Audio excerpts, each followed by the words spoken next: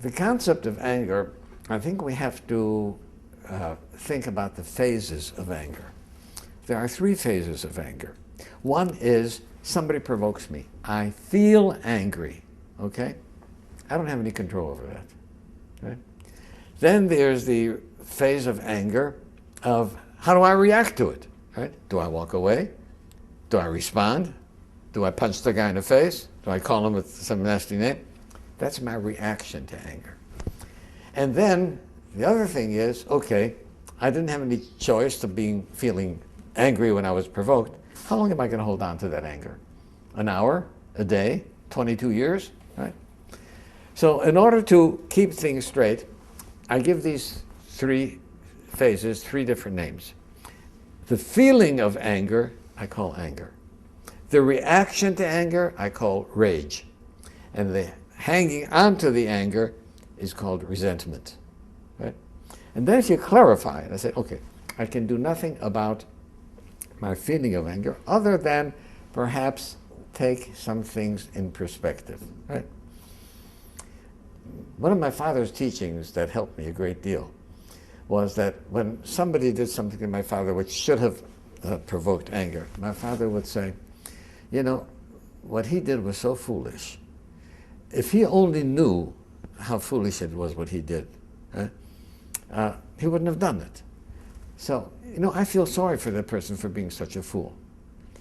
But if you feel sorry for a person, how can you be angry at him? You know, I feel pity for him. Pity and anger doesn't go together. But nevertheless, I can't control how I feel when provoked, but I certainly can control what my reaction is going to be. And finally, how long do I hang on to the resentments? My greatest lesson came from Alcoholics Anonymous, where somebody said, harboring a resentment is allowing someone who you don't like to live inside your head without paying any rent. And I'm not that kind of a guy. I'm not a nice guy like that to let somebody else rent. So AA helped me get rid of resentments. Reacting to anger took me a while, right, to be able to control my rage. And then I had to realize that, you know, this is part of my being human. Animals react with rage when provoked. Right? I, as a human being, am supposed to be above that. You know, I'm more than a Homo sapiens. So I learned how to control my anger. So I think those are, if a person keeps those things in mind, right? And there's some people who feel guilty for feeling angry, right? Especially at a parent. Right? You don't have a choice, right? The feeling of anger is nothing like yourself. And if you don't have a choice, there's no reason to feel guilty about it. How you react? Oh. Now, my suggestion is keep an anger journal. Right?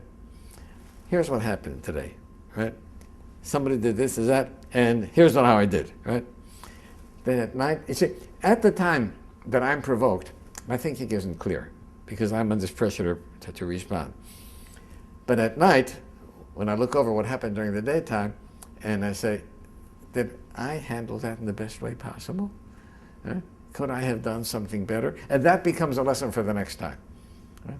So I think keeping a journal about anger and how we respond to it is an excellent way of learning, because ultimately, if I am enraged, it doesn't hurt the other person as much as it hurts me.